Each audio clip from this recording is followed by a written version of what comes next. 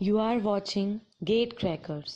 For more videos and latest updates, please subscribe our channel. नमस्कार दोस्तों, मैं साहब सिंह स्वागत करता हूं आप लोगों का। दोस्तों आज हम लोग देखेंगे most important topics in digital electronics. GATE exam के लिए डिजिटल इलेक्ट्रॉनिक्स में मोस्ट इंपॉर्टेंट टॉपिक और क्वेश्चंस कौन कौन से होते हैं उनकी आज हम चर्चा करेंगे।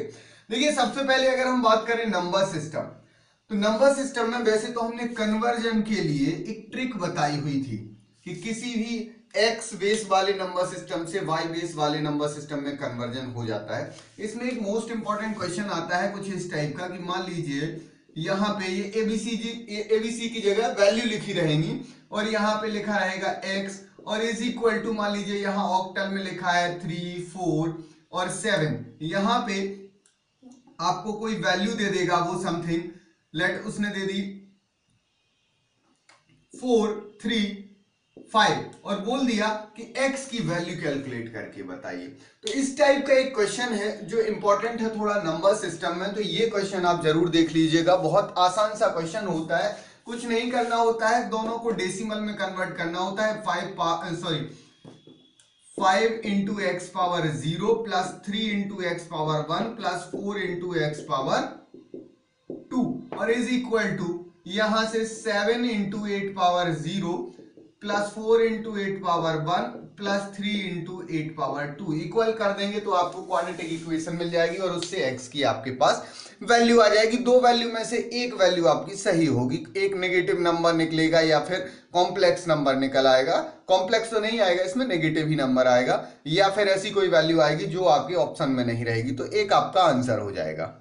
एक क्वेश्चन ऐसा आ सकता है कि पूछ सकता है वो कि weighted, non weighted, self complement, ये कौन कौन से नंबर सिस्टम है। एक नंबर सिस्टम दे देगा, नाम लिख देगा और बोलेगा ये नंबर सिस्टम कैसा है, वेटेड है, नॉन वेटेड है या सेल्फ कॉम्प्लीमेंट है, कैसा नंबर सिस्टम है, वो आ सकता है।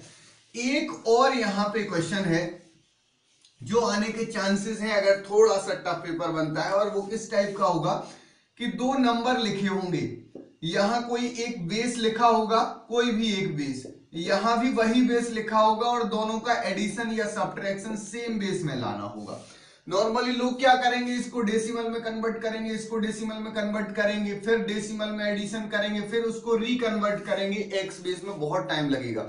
इसकी हमने डायरेक्ट ट्रिक बताई हुई है कि कैसे डायरेक्टली किसी एक्स बेस के नंबर को एक्स बेस के नंबर में ऐड, सब्ट्रैक्ट, मल्टीप्लाई किया जा सकता है। जैसे कि आप डेसिमल नंबर्स को करते हो वैसे ही इन नंबर्स को भी बहुत ही आसानी से कर सकते हो। तो नंबर सिस्टम में कन्वर्जन और एडिशन सब्ट्रैक्शन के लिए ये हमने ट्रिक्स बताई हुई हैं। इसमें एक वेरी वेरी इंपॉर्टेंट जो क्वेश्चन होता है वो है साइंड रिप्रेजेंटेशन। साइंड रिप्रेजेंटेशन में वो a माइनस बी की वैल्यू या b माइनस a की वैल्यू पूछ लेता है यूजिंग वंस और टूज साइंड रिप्रेजेंटेशन। ये क्वेश्चन वेरी वेरी इंपॉर्टेंट है, यहां ध्यान रखना। यूजिंग वंस और टूज साइंड रिप्रेजेंटेशन की बात कर रहे हैं हम। एक तो आप लोगों ने वंस और टूज कॉम्प्लीमेंट की सहायता से सब्ट्रैक्शन पढ़ा होगा, वो तो आता है क्वेश्चन, लेकिन ये वेरी वेरी इंपॉर्टेंट है। इसमें क्या होता है, दो नंबर साइंड रिप्रेजेंटेशन के फॉर्मेट में लिखे रहते हैं, हो सकता है एक वंस में लिखा हो, एक टूज में लिखा हो, उन दोनों को वो ऐड या सब्ट्रैक्ट करने की कोशिश करके बोलेगा और रिजल्ट को बोलेगा वंस या टूज में कन्वर्ट करो। तो सबसे बढ़िया तरीका होता है कि वंस में लिखा हो या टूज में, उसको आप नॉर्मल में ले आओ कि ये पॉजिटिव है या नेगेटिव है और कैसा है, और उनको ऐड करो और लास्ट वाला जो रिजल्ट है उसको फिर से उसी में कन्वर्ट कर दो। तो इसके लिए हमने ट्रिक्स बताई थी, और साइंड रिप्रेजेंटेशन से रिलेटेड और भी कुछ क्वेश्चंस आते हैं। तो साइंड रिप्रेजेंटेशन और यहां वंस और टूज कॉम्प्लीमेंट की सहायता से सब्ट्रैक्शन बोल सकते हो। ये वेरी वेरी इंपॉर्टेंट क्वेश्चन है, इससे एक क्वेश्चन आ जाता है। तो इसके वीडियोस हमने बनाए हुए हैं ट्रिक्स के साथ, उनको जरूर देख लीजिएगा, वो बहुत ही काम के क्वेश्चन है। एक और क्वेश्चन यहां पे आता है और वो क्वेश्चन जो है वो ग्रे कोड से रिलेटेड रहता है। ग्रे कोड टू बाइनरी या बाइनरी टू ग्रे कोड, इससे रिलेटेड एक क्वेश्चन आता है। कन्वर्जन का सिंपल सा क्वेश्चन रहता है। तो नंबर सिस्टम में इतने सारे क्वेश्चन हैं जिनमें से signed representation very very important, और वो एक एक्स वाला क्वेश्चन कौन सा जिसमें कि बेस की वैल्यू पूछी थी और यहां कुछ नंबर लिखे हुए थे। ऐसा टाइप का क्वेश्चन एक बहुत इंपॉर्टेंट है, जिसमें x की वैल्यू पूछते हैं और एक साइन रिप्रेजेंटेशन वाला क्वेश्चन। ये दो क्वेश्चन वेरी वेरी इंपॉर्टेंट है। ग्रे कोड का भी क्वेश्चन कभी कभी आ जाता है। तो ये तो हो गया फर्स्ट पॉइंट। दूसरी अगर हम बात करें लॉजिक गेट्स की, तो लॉजिक गेट से रिलेटेड जो क्वेश्चंस होते हैं, हमने एक ब्रह्मास्त्र बताया था, मतलब एक बड़ा सा कॉम्प्लेक्स सा एक लॉजिक सर्किट बना होगा, उस सर्किट का रिजल्ट वो आपसे पूछ लेंगे और उसको रिजल्ट निकालने के लिए आप बहुत मेहनत करते रहोगे, वैल्यू निकाल के मल्टीप्लाई करोगे, डॉट प्रोडक्ट निकालोगे और उसका रिजल्ट फाइनली निकालोगे, बहुत सारा टाइम लगेगा। उसके लिए हमने कुछ ट्रिक्स बताई थी, जिन ट्रिक्स से बहुत ही आसानी से क्वेश्चन सॉल्व हो जाते हैं, जिनमें कि जो क्वेश्चन किससे रिलेटेड रहते हैं कि ये जो एंड गेट है वो आपको पता है कि इन्वर्टेड और गेट, इन्वर्टेड मतलब इनपुट जिनके इन्वर्ट हो उसका और गेट निकालो, इसके इक्विवेलेंट रहता है। और सिमिलरली नॉर गेट जो है वो यहाँ पे एंड गेट के अगर सारे इनपुट इन्वर्ट कर दिए जाए तो इसके इक्विवेलेंट रहता है। इनसे रिलेटेड और एक्सऑर एंड एक्सनॉर की प्रॉपर्टीज से रिलेटेड क्वेश्चन आते हैं, जिनमें कि आपको इनकी वैल्यूज नहीं निकालनी पड़ती है, जो आपको पता है A bar B plus A B bar, या यहाँ पे A bar B bar plus A B, इनको सॉल्व करने की जरूरत नहीं पड़ती है। अब डायरेक्ट इनकी प्रॉपर्टीज हमने बताई थी कि कैसे इनका आउटपुट बनाता है और कब जीरो आता है। इनसे रिलेटेड एक क्वेश्चन वेरी वेरी इंपॉर्टेंट है। और कुछ तो एक्सऑर से रिलेटेड एक कॉम्प्लेक्स सर्किट आ जाता है, जिसमें सिर्फ एक्सऑर एक्सऑर एक्सऑर रहते हैं और उसका आउटपुट पूछ लेते हैं। बहुत ही आसान सा क्वेश्चन रहता है, बस एक्सऑर की प्रॉपर्टी भर पता हो। तो लॉजिक गेट से रिलेटेड ये वाला क्वेश्चन जरूर देख लीजिएगा आप लोग। ये एक पर्टिकुलर क्वेश्चन नहीं है, ये एक ट्रिक है जिससे हमने क्वेश्चन को सॉल्व करना बताया है, तो हमारे वीडियो देख लीजिएगा। उसमें बहुत आसानी से आप ये क्वेश्चन बहुत ही आसान तरीके से आप इनको सॉल्व कर सकते हो। एक और क्वेश्चन आता है कि minimum number of two input XOR required, ये कई बार क्वेश्चन बार बार आ जाता है। तो sorry, minimum number of two input NAND gate required to construct a two input XOR gate, तो वहां पे 4 आंसर आता है। आप देख लीजिएगा, इस टाइप के कुछ क्वेश्चंस आते हैं, तो वो भी क्वेश्चन इंपॉर्टेंट है, वो रिपीटेड आते हैं, कई बार कंटिन्यूअसली रिपीट नहीं हो रहे हैं लेकिन एक दो बार आ चुके हैं, तो ये क्वेश्चन बहुत इंपॉर्टेंट है। तो ये तो हो गया, यहाँ पे हम लॉजिक गेट्स की बात करें। ध्यान रखना, लॉजिक गेट के क्वेश्चन आएंगे तो गेट में इसी टाइप के क्वेश्चन आते हैं, वैसे नहीं आते हैं कि आपको टेबल बनाना पड़े और टेबल से रिजल्ट निकालना पड़े। फिर के मैप, लोग क्या करते हैं, इनपुट से टेबल बनाते हैं, फिर के मैप बनाते हैं, फिर जेड की वैल्यू वहां के मैप से निकालते हैं, या फिर कुछ लोग सीधा सीधा मल्टीप्लाई, जैसे एंड गेट है तो इनपुट का मल्टीप्लाई करते हैं, फिर एक्सऑर है तो उसके फॉर्मूले में पुट करते हैं, बहुत टाइम लगेगा। डायरेक्ट हमने ट्रिक्स बताई हुई है, वहां से सॉल्व कीजिएगा, बहुत आसानी से आ जाएगा। बात करते हैं एसओपी, पीओएस और के मैप की। नॉर्मली लोगों को यह पता रहता है कि के मैप जो है फंक्शन को रिड्यूस करता है, रिड्यूस करने, मिनिमाइज करने के काम आता है। लेकिन हमने अपने वीडियोस में बताया है कि कैसे हम किसी भी फंक्शन को के मैप की सहायता से मैक्सिमाइज भी कर सकते हैं, मिनिमाइज भी कर सकते हैं, एसओपी की फॉर्म में भी लिख सकते हैं, पीओएस की फॉर्म में भी लिख सकते हैं। एफ अगर गिवन है तो एफ का कॉम्प्लीमेंट भी निकाल सकते हैं, और एफ का कॉम्प्लीमेंट गिवन है तो एफ भी निकाल सकते हैं in the form of SOP and POS, जो कि मैक्सिमाइज फॉर्म में होगा, या फिर इसी को रिड्यूस फॉर्म में भी एसओपी या पीओएस के फॉर्म में हम निकाल सकते हैं। मतलब के मैप एक ब्रिज का काम करता है। इस हमारे वीडियो देखिएगा आप, नॉर्मली हमें यह पता रहता है कि के मैप का सिंपली काम है फंक्शन को मिनिमाइज करना, लेकिन ऐसा बिल्कुल नहीं है।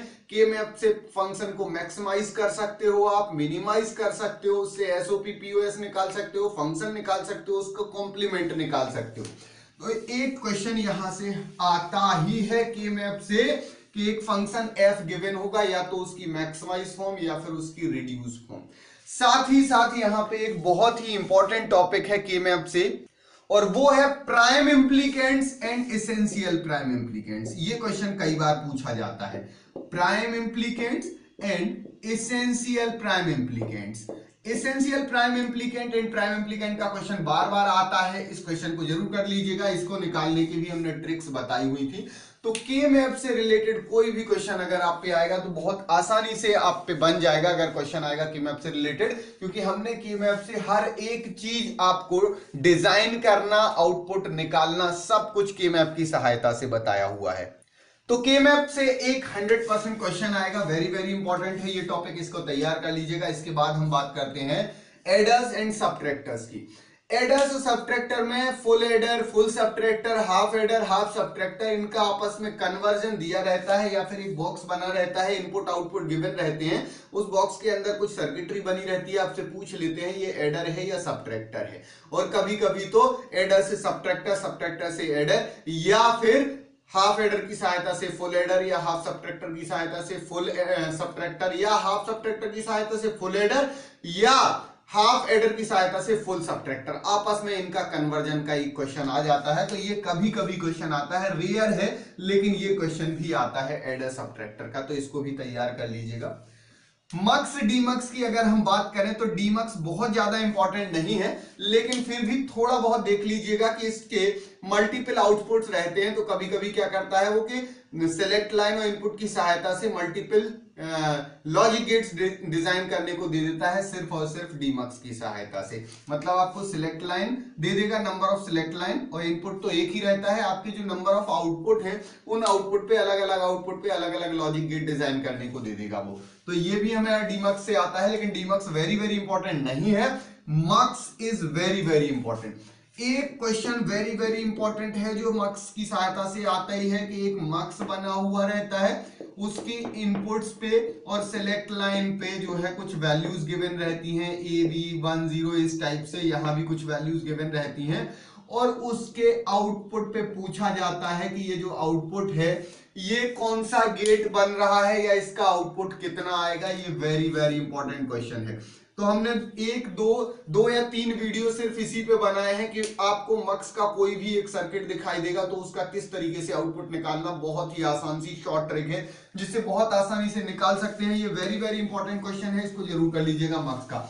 एक और क्वेश्चन मक्स का आता है कि अगर आपको नंबर ऑफ वेरिएबल पता है तो पूछेगा कि कितने number, minimum number of select line वाले मक्स से इस फंक्शन को, इतने वेरिएबल वाले फंक्शन को डिजाइन किया जा सकता है। तो वो भी एक क्वेश्चन है मल्टीप्लेक्सर में मक्स की। अगर हम बात करें कि आपसे नंबर ऑफ वेरिएबल दे देगा कि एक फंक्शन इतने नंबर ऑफ वेरिएबल है इसमें, तो इसको डिजाइन करने के लिए मिनिमम कितनी सिलेक्ट लाइन वाले मक्स की आवश्यकता पड़ेगी। मक्स में एक और इंपॉर्टेंट क्वेश्चन है, और वो इंपॉर्टेंट क्वेश्चन ऐसा है कि आपसे कुछ इस तरीके से बोल देगा कि 64x1 का मक्स बनाना है यूजिंग 2x1 मक्सेस, या 4x1 मक्सेस, या 8x1 मक्सेस, या 32x1 मक्सेस। तो ऐसे कितने मक्स रिक्वायर्ड होंगे, तो उसकी भी हमने ट्रिक बताई थी। डायरेक्ट डिवाइड करने पे आंसर आपका गलत आएगा, उसकी एक ट्रिक बताई थी, वो ट्रिक देख लीजिएगा। वो भी क्वेश्चन वेरी इंपॉर्टेंट क्वेश्चन है। लेकिन एक जो हमने फर्स्ट क्वेश्चन बताया कि मक्स गिवन रहेगा, उसकी इनपुट्स और सिलेक्ट लाइन पे कुछ एबीसी वैल्यूज गिवन रहेंगी, उसका आउटपुट पूछेगा, that is very very very important. तो मक्स इज वेरी वेरी इंपॉर्टेंट यहां पे। अब हम बात करते हैं नेक्स्ट टॉपिक की, सिक्स्थ टॉपिक की, जिसमें लिखा हुआ है encoder and decoder. Encoder and decoder बहुत ज्यादा इंपॉर्टेंट नहीं है, लेकिन एनकोडर एंड डिकोडर में कभी कभी ये पूछ लेते हैं कि इतनी सिलेक्ट लाइन होंगी तो इनपुट कितने होंगे और आउटपुट कितने, कितने इनपुट पे कितने आउटपुट होंगे एनकोडर डिकोडर में। इसमें सिलेक्ट लाइन का कॉन्सेप्ट नहीं होगा, एनकोडर में सिर्फ ये पूछा जाएगा कि इनपुट कितने होंगे और आउटपुट कितने होंगे, या आउटपुट दे देगा आपसे नंबर ऑफ इनपुट पूछ लेगा, या इनपुट दे देगा और आपसे नंबर ऑफ आउटपुट पूछ लेगा। और साथ ही साथ यहां पे एक और मोस्ट इंपॉर्टेंट चीज रह जाती है, वो है प्रायोरिटी इनकोडर। प्रायोरिटी इनकोडर के बारे में वैसे बहुत टफ पेपर बनेगा, तो प्रायोरिटी इनकोडर से रिलेटेड क्वेश्चन आएंगे, लेकिन अभी तक बहुत ज्यादा क्वेश्चन नहीं आए हैं। तो ये topic encoder and decoder very very important आप नहीं बोल सकते हो, थोड़ा थोड़ा ऊपर ऊपर पढ़ लोगे तो आपका काम चल जाएगा। इसके बाद हम आगे बढ़ते हैं कोड कन्वर्टर। ये टॉपिक वेरी वेरी इंपॉर्टेंट है। कोड कन्वर्टर से एक क्वेश्चन आता ही है, एक आपको सर्किट बना के देंगे वो और पूछेंगे कि ये कौन सा कोड कन्वर्टर है, Axis3 टू ग्रे कोड, या ग्रे कोड टू Axis3, या BCD टू समथिंग, या Axis3 टू BCD। तो ये कोड कन्वर्जन आपको जरूर आना चाहिए, चाहे उनको नंबर सिस्टम में देख लीजिए या यहां पे देख लीजिए। वो आपको दो टाइप के क्वेश्चन आते हैं, एक तो नंबर सिस्टम में अगर बोले तो कोई नंबर दे देंगे, एक कोड में और बोल देंगे इसे दूसरे कोड में कन्वर्ट करो, जैसे एक्स3 में दे दिया और उसको बोला कि ग्रे कोड में कन्वर्ट करो, या ग्रे कोड में दे दिया बीसीडी में कन्वर्ट करो, तो वो तो नंबर सिस्टम में एक टॉपिक आ जाएगा, वो भी इंपॉर्टेंट टॉपिक है। लेकिन दूसरा जो यहाँ पे कोड कन्वर्टर की हम बात कर रहे हैं कि एक सर्किट गिवन रहता है और आपसे पूछ लेते हैं, 4 ऑप्शन लिखे रहते हैं कि ये जो है वो एक्स3 टू ग्रे कोड है, या ग्रे कोड टू एक्स3 है, या बीसीडी टू एक्स3 है, या एक्स3 टू बीसीडी है। उस केस में आपको पूरे सर्किट को सॉल्व करने की जरूरत नहीं है, सीधा कोई 2-3 एग्जाम्पल लीजिए, कोई भी 2-3 इनपुट लीजिए और उनको पुट कीजिए और सर्किट का आउटपुट चेक कीजिए और फिर आप देखिए कि जो 4 ऑप्शन है उन 4 ऑप्शन में से कौन सा ऑप्शन सेटिस्फाई हो रहा है, कि कौन से कोड से कौन से कोड में कन्वर्ट हो रहा है। तो डायरेक्ट हमने सॉल्व करना बताया था, तो वो वीडियोस देख लीजिएगा तो आपका आंसर कभी भी गलत नहीं आएगा। तो कोड कन्वर्टर से एक क्वेश्चन कंफर्म आता ही है, this is very very important. 7 segmental display, next topic है 7 सेगमेंटल डिस्प्ले। ये टॉपिक बार बार तो नहीं बोल सकते क्योंकि बहुत छोटा सा टॉपिक है, लेकिन इससे जब एक क्वेश्चन आता है तो वो रहता है क्वेश्चन हमेशा यूनिक क्वेश्चन रहता है, एक ही टाइप का। यूनिक मींस बाकी से तो अलग है, लेकिन आप देखोगे वो एक ही जैसा क्वेश्चन आता है, कहीं ना कहीं से एक यूनिक कॉन्सेप्ट लगेगा उसमें। वो 7 सेगमेंट जो रहते हैं उनका एक यूनिक कॉन्सेप्ट, क्वेश्चन चेंज हो जाएगा लेकिन कॉन्सेप्ट सेम रहेगा, हर बार अलग क्वेश्चन आएगा लेकिन कॉन्सेप्ट सेम रहेगा। और 7 सेगमेंट का एक क्वेश्चन है जिससे रिलेटेड आप के बहुत सारे, एक लॉजिक है, एक कॉन्सेप्ट है जिससे रिलेटेड बहुत सारे क्वेश्चन बन जाते हैं, लेकिन वो सारे सिमिलर टाइप के रहते हैं, मतलब सेम कॉन्सेप्ट लगा के अलग अलग जगह पे अप्लाई कर सकते हैं। तो ये बहुत बार नहीं आया है, लेकिन हाँ कभी कभी 4-5 साल में एक आध बार ये क्वेश्चन आ जाता है, तो वेरी इंपॉर्टेंट बोल सकते हो इसका, क्योंकि एक ही कॉन्सेप्ट है, उसको अच्छे से पढ़ लोगे तो आपको कैसा भी क्वेश्चन आ जाए आप पे वो बन जाएगा। तो 7 सेगमेंटेड डिस्प्ले आपको पढ़ना जरूर है। बात करते हैं फ्लिप फ्लॉप की, वेरी वेरी इंपॉर्टेंट, इससे एक वेरी वेरी इंपॉर्टेंट क्वेश्चन आता है। और वो क्वेश्चन कैसा आता है, ऐसा डायरेक्ट नहीं आएगा कि आरएस फ्लिप फ्लॉप की आप ट्रुथ टेबल बनाओ, या फिर आरएस फ्लिप फ्लॉप की आप इक्वेशन निकाल के बताओ, एटसेट्रा एटसेट्रा, इस टाइप के क्वेश्चन नहीं आते। उसमें क्या रहता है, एक सर्किट गिवन रहता है फ्लिप फ्लॉप टाइप का ही, लेकिन वो एग्जैक्टली आप ये नहीं बोल सकते कि वो एग्जैक्टली आरएस फ्लिप फ्लॉप है या कौन सा फ्लिप फ्लॉप है। जरूरी नहीं है कि वो एक पर्टिकुलर फ्लिप फ्लॉप हो जो आपने पढ़े हैं, हो सकता है उन्हीं में से कोई हो। लेकिन एक बहुत इंपॉर्टेंट क्वेश्चन है जिसमें क्या रहता है कि इनपुट्स की वैल्यू आपको गिवन रहती है और इस इनपुट पे मान लीजिए यहां पे आउटपुट है W एंड Z, इस इनपुट पे आउटपुट की वैल्यू भी गिवन रहती है। फिर वो इनपुट को चेंज करते हैं और बोलते हैं कि अब नेक्स्ट आउटपुट की वैल्यू क्या आएगी। तो ये एक बहुत ही इंपॉर्टेंट कॉन्सेप्ट है, ये कॉन्सेप्ट का एक क्वेश्चन आता ही है, तो ये कॉन्सेप्ट आप पे बनना चाहिए फ्लिप फ्लॉप के अंदर।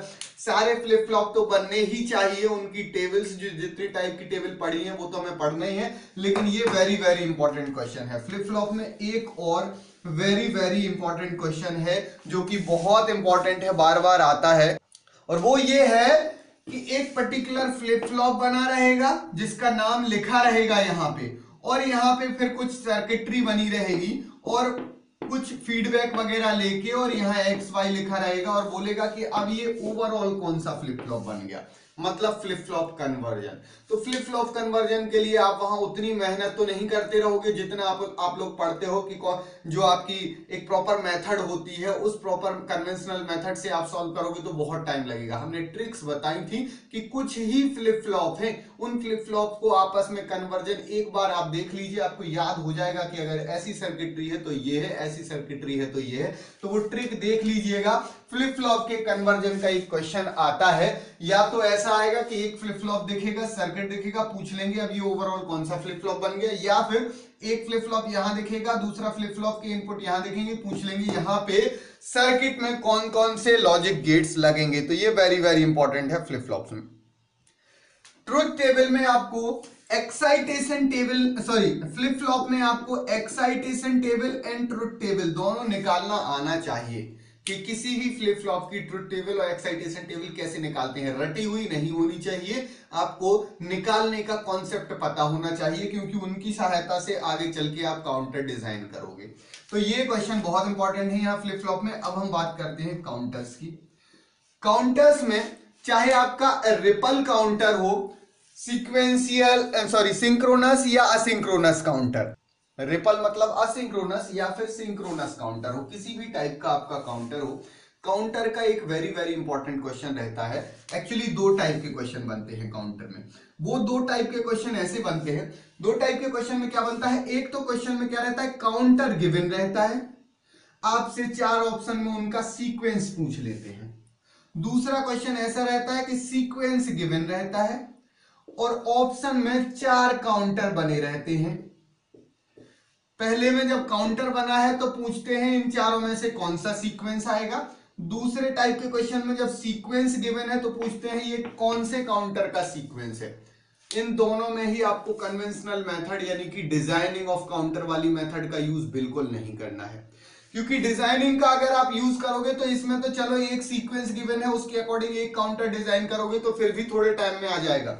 यहां पे अगर बात करेंगे तो काउंटर आपको गिवन है और सीक्वेंस बहुत सारे गिवन है, तो हर सीक्वेंस का एक काउंटर निकालोगे और फिर चेक करोगे कौन सा काउंटर सही है, बहुत सारा टाइम लगेगा।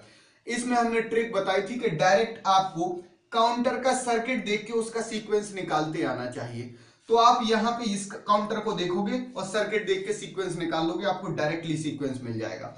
यहां पे आपको इस ऑप्शन को ना देख के पहले चारों काउंटर में से कोई भी एक काउंटर सिलेक्ट करना है और उसका सीक्वेंस निकालना है। एक दो में ही पता चल जाएगा आपको कि सीक्वेंस मैच हो रहा है कि नहीं, नहीं हो रहा तो नेक्स्ट का निकालो, नहीं हो रहा तो नेक्स्ट का, जैसे ही मैच हो जाए तो वो आपका आंसर हो जाएगा। उसकी हमने एक बहुत इंपॉर्टेंट ट्रिक बताई थी, वो ट्रिक देख लीजिएगा। साथ ही साथ यहाँ पे सीक्वेंस काउंटर भी बताए थे, जैसे ये पैरेलल काउंटर है वैसे ही एक पर्टिकुलर फ्लिप फ्लॉप से ही आउटपुट अगर ले बाकी से छोड़ दें तो जो ट्रिक यहां पे एप्लीकेबल है वही ट्रिक यहां पे एप्लीकेबल है। तो उसमें भी दो टाइप के क्वेश्चन आते हैं, एक ये कि काउंटर गिवन हो और सीक्वेंशियल सीक्वेंस आपसे पूछा जाएगा, और दूसरा ये कि सीक्वेंस गिवन होगा और आपसे पूछा जाएगा ये कौन से काउंटर का सीक्वेंस है। तो काउंटर में ये वेरी वेरी इंपॉर्टेंट क्वेश्चन है, एक क्वेश्चन आता ही है इसमें। साथ ही साथ ये तो हो ही गया, वेरी वेरी काउंटर के क्वेश्चन सबसे ज्यादा आते हैं। साथ ही साथ काउंटर में जो और क्वेश्चन आने वाले हैं वेरी वेरी इंपॉर्टेंट, वो है कि जैसे इसमें पूछा कि एक काउंटर गिवन था और सीक्वेंस पूछा कौन सा सीक्वेंस सही होगा, वैसे उसमें पूछेगा काउंटर गिवन है और नंबर ऑफ मोड्स पूछ लेगा, नंबर ऑफ मोड्स कितने हैं इसमें। तो सीक्वेंस अगर आप निकाल लोगे तो नंबर ऑफ मोड्स बहुत आसान है, आपको समझ में आ जाएगा नंबर ऑफ मोड्स कितने हैं। तो वो जैसा ट्रिक्स हमने सीक्वेंस निकालने में बताई है वही की वही लगना है। साथ ही साथ यहां पे वो आउटपुट की फ्रीक्वेंसी पूछ लेता है। आउटपुट की फ्रीक्वेंसी इज इक्वल टू होती है क्लॉक की frequency divided by number of modes, her counter के लिए, चाहे वो सिंक्रोनस काउंटर हो या असिंक्रोनस काउंटर हो, दोनों के लिए सेम। साथ ही साथ हमने एक ट्रिक बताई थी आपको कि सिंक्रोनस काउंटर और असिंक्रोनस काउंटर में से दोनों में से एक में हमें क्लॉक की सहायता से क्वेश्चन को सॉल्व करना है और दूसरे में आपको टेबल की सहायता से। हमने बताया था कि अगर आप क्वेश्चन सॉल्व करने जा रहे हो रिपल काउंटर का तो एक का आउटपुट दूसरे का जो इनपुट है वो पहले के आउटपुट पे डिपेंड करता है, दूसरे का जो क्लॉक है वो पहले के आउटपुट पे डिपेंड करता है रिपल काउंटर में, यानी कि असिंक्रोनस काउंटर में दूसरे की जो क्लॉक होगी वो पहले के आउटपुट पे डिपेंड करेगी। तो वहां पे आपको क्लॉक पल्स बनाना पड़ेगा क्योंकि नेक्स्ट फ्लिप फ्लॉप की क्लॉक पहले वाले के आउटपुट पे डिपेंड करेगी। तो रिपल काउंटर या असिंक्रोनस काउंटर की क्वेश्चंस को आप क्लॉक की सहायता से सॉल्व करोगे, और सिंक्रोनस काउंटर में तो सभी को एक साथ क्लॉक दी जाती है, तो वहां पे सिंपली आपको टेबल से क्वेश्चन सॉल्व करना है। हमने ट्रिक्स बताई थी। तो ये क्वेश्चन एक वेरी वेरी इंपॉर्टेंट है जिसमें नंबर ऑफ मोड्स पूछा जा सकता है। तो नंबर ऑफ मोड्स निकालने का वही तरीका जो हमने सीक्वेंस निकालने का बताया, और साथ ही साथ आउटपुट की क्लॉक फ्रीक्वेंसी यहाँ पे पूछी जा सकती है। तो ये भी आउटपुट की फ्रीक्वेंसी पूछी जा सकती है, तो F clock divided by number of modes बहुत आसानी से निकाल सकते हो। साथ ही साथ यहाँ पे एक और इंपॉर्टेंट क्वेश्चन आता है, maximum usable clock frequency. Maximum usable clock frequency का आपको एक क्वेश्चन आएगा जो आपको निकालना पड़ेगा, और वो निकलेगा आपका टाइम डिले की सहायता से। तो हमने synchronous counter, asynchronous counter, synchronous में synchronous with ripple carry, without ripple carry, ring counter, Johnson counter, सारे काउंटर्स के टाइम डिले निकालना आपको बताया था। उनके अगर टाइम डिले आपको पता होंगे तो 1 upon total time delay is equal to हो जाएगा उन फ्लिप फ्लॉप उन काउंटर्स का time delay, total time delay हो जाएगा। 1 अपॉन टाइम डिले कर देंगे तो जो उनकी फ्रीक्वेंसी निकल आएगी और उसी की सहायता इसकी जो काउंटर्स हैं और उनकी सहायता से आपको मैक्सिमम यूजेबल क्लॉक फ्रीक्वेंसी मिल जाएगी कि कितना मैक्सिमम कितनी फ्रीक्वेंसी हम यहाँ पे यूज कर सकते हैं किसी काउंटर में। तो ये भी वेरी वेरी इंपॉर्टेंट क्वेश्चन है कि मैक्सिमम कितनी फ्रीक्वेंसी हम यूज कर सकते हैं क्लॉक में। एक और क्वेश्चन यहाँ पे आता है कि कोई हमें सीक्वेंस गिवन रहेगा और बोलेगा इस सीक्वेंस को डिजाइन करने के लिए कम से कम कितने फ्लिप फ्लॉप रिक्वायर्ड होंगे मिनिमम, और फ्लिप फ्लॉप का नाम भी वो दे देगा। तो इसके लिए हमने ट्रिक बताई थी, वीडियो देखिएगा तो आपको समझ में आ जाएगा। वो भी इंपॉर्टेंट क्वेश्चन है, दिस इज इंपॉर्टेंट क्वेश्चन। लेकिन जो एफ क्लॉक वाला क्वेश्चन है, clock frequency maximum usable clock frequency, वो वेरी वेरी इंपॉर्टेंट क्वेश्चन है। तो इस तरीके से काउंटर के ये क्वेश्चन आ जाएंगे। एक और क्वेश्चन आता है यहाँ पे कि फास्टेस्ट काउंटर कौन सा है। तो जितने टाइप के आपने काउंटर पढ़े हैं उन सभी में हमने एक कंपैरिजन किया हुआ है लास्ट में एक वीडियो में, वो देख लीजिएगा तो आपको पता चल जाएगा कि कौन सा फास्टेस्ट काउंटर है, किसमें नंबर ऑफ मोड कितने हैं। वो अगर आप देख लोगे तो आपको सारी चीजें उसकी समझ में आ जाएंगी। तो इस टाइप के क्वेश्चन जो है वो काउंटर्स में आते हैं। काउंटर जो है डिजिटल इलेक्ट्रॉनिक्स का वेरी वेरी इंपॉर्टेंट टॉपिक है। सबसे ज्यादा क्वेश्चन इसी टॉपिक से आते हैं और सबसे कम क्वेश्चंस बनते हैं लोगों पे इस टॉपिक से। तो ये वीडियोस अगर आप देख लोगे तो आपको एक ट्रिक से बहुत आसानी से क्वेश्चन सॉल्व कर सकते हो। बात करें रजिस्टर्स की, रजिस्टर्स में बहुत ज्यादा क्वेश्चन नहीं आते हैं। एक सिंपल से टाइप का क्वेश्चन आता है और वो सिंपल से टाइप का क्वेश्चन ये कि एक रजिस्टर गिवन रहेगा और कुछ इनपुट्स की सहायता से एक लॉजिक गेट लगा होगा और वो लॉजिक गेट यहां रहेगा और ये सर्कुलर शिफ्ट रजिस्टर रहेगा।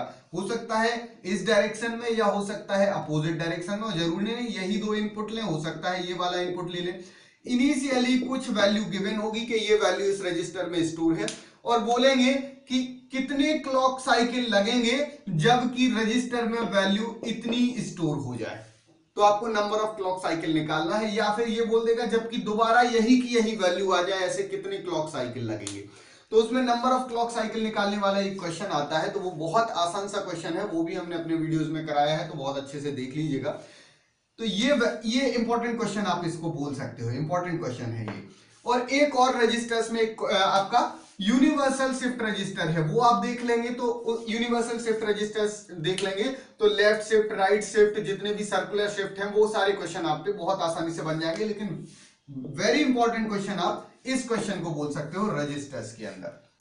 अब हम आगे बढ़ते हैं यहां पे और बात करते हैं एडीसी और DAC converter, analogue to digital and digital to analogue converter की अगर हम बात करें तो गेट में यहां पे डिजिटल टू एनालॉग कन्वर्टर में जो लैडर टाइप और बाइनरी वेटेड R2R रजिस्टर जिसको बोलते हैं R2R रजिस्टर और ये क्या बोलते हैं बाइनरी वेटेड रजिस्टर, इन रजिस्टर्स की अगर हम बात करें, सॉरी बाइनरी वेटेड कन्वर्टर, तो इन कन्वर्टर से क्वेश्चन कई बार आ जाते हैं लेकिन वेरी वेरी इंपॉर्टेंट नहीं है। कभी कभी क्वेश्चन आते हैं इस टॉपिक से, डिजिटल टू एनालॉग कन्वर्टर। बात अगर हम एनालॉग टू डिजिटल कन्वर्टर की करें तो यहां गेट में क्वेश्चन इससे नहीं आते हैं क्योंकि ये मेमोरी बेस्ड टॉपिक है जिसमें याद रखना होता है। तो मेमोरी बेस्ड में ये इंजीनियरिंग सर्विसेज के लिए वेरी वेरी इंपॉर्टेंट है ये वाला टॉपिक। इंजीनियरिंग सर्विसेज की जो लोग तैयारी कर रहे हो कन्वर्टर्स को बहुत अच्छे से पढ़ के जाइए, खास तौर से एनालॉग टू डिजिटल कन्वर्टर, इसके बहुत सारे क्वेश्चंस आते हैं वहां पे। लेकिन गेट के लिए ये बहुत ज्यादा इंपॉर्टेंट नहीं है, बस डिजिटल टू एनालॉग कन्वर्टर आप थोड़ा सा देख सकें तो देख लीजिएगा, वो भी बहुत इंपॉर्टेंट नहीं है। अगर हम लॉजिक गेट की बात करें, सॉरी लॉजिक फैमिली की बात करें तो लॉजिक फैमिली में एक सिंपल सा क्वेश्चन कई बार आ जाता है, वो ये कि कुछ गेट्स की सहायता से, सॉरी डायोड्स की सहायता से सर्किट गिवन रहता है और पूछ लेते हैं ये सर्किट किस गेट का है, एंड गेट का है, और गेट का है, नॉर गेट का है। ट्रांजिस्टर की सहायता से भी, बीजेटी की सहायता से भी एक सर्किट गिवन होता है और वो पूछ लेते हैं नैंड गेट, एंड गेट, और गेट, कौन सा गेट का ये सर्किट है। तो वो वाला क्वेश्चन लॉजिक गेट की, लॉजिक फैमिली वाला क्वेश्चन आता है एक गेट में। बाकी लॉजिक फैमिली के मैक्सिमम क्वेश्चन जो है वो अगेन मेमोरी बेस्ड क्वेश्चन है, जैसे फास्टेस्ट लॉजिक फैमिली कौन सी है, सबसे ज्यादा नॉइज मार्जिन किस लॉजिक फैमिली में है। तो ये सारे जो क्वेश्चंस हैं वो अगेन हम बोलेंगे इंजीनियरिंग सर्विसेज के लिए वेरी वेरी इंपॉर्टेंट है। देखिए आप किसी भी सब्जेक्ट में खुद समझ सकते हो कौन से क्वेश्चन कहां आते हैं, जहां पे आपको लगे कि ये हमें याद करना है तभी ये क्वेश्चन सॉल्व होगा, वो इंजीनियरिंग सर्विसेज में आएगा क्योंकि उसमें टाइम कम और क्वेश्चन ज्यादा रहते हैं। जहां आपको लगे कि यहाँ लॉजिक लगा के क्वेश्चन सॉल्व करना है, वो मैक्सिमम क्वेश्चन गेट में आते हैं, क्योंकि यहाँ टाइम बहुत रहता है लेकिन कॉन्सेप्ट बहुत डीप में जाना होता है। तो लॉजिक फैमिली बहुत ज्यादा डीप में आपको पढ़ने की जरूरत नहीं है गेट के लिए, लेकिन इंजीनियरिंग सर्विसेज के लिए आपको हर एक पॉइंट याद रखना होगा। यहाँ पे बात करते हैं memories and program logic devices, programmable logic devices, PLDs की। तो अगेन यहाँ पे एक इंपॉर्टेंट क्वेश्चन बनता है जो माइक्रो प्रोसेसर में हम कराएंगे मेमोरी का, और वो बनता है कि इस टाइप से आपको 2 to the power n into something का क्वेश्चन बनेगा। उसमें number of address line, number of data line and memory की साइज, इससे रिलेटेड एक क्वेश्चन आता है। This question is very very important और आता है ये बार बार क्वेश्चन, तो ये क्वेश्चन बनना चाहिए। ये क्वेश्चन चाहे आप समझ लो कि डिजिटल इलेक्ट्रॉनिक्स में, चाहे ये समझ लो कि माइक्रो प्रोसेसर में है, ये कॉमन क्वेश्चन मान के चल सकते हो।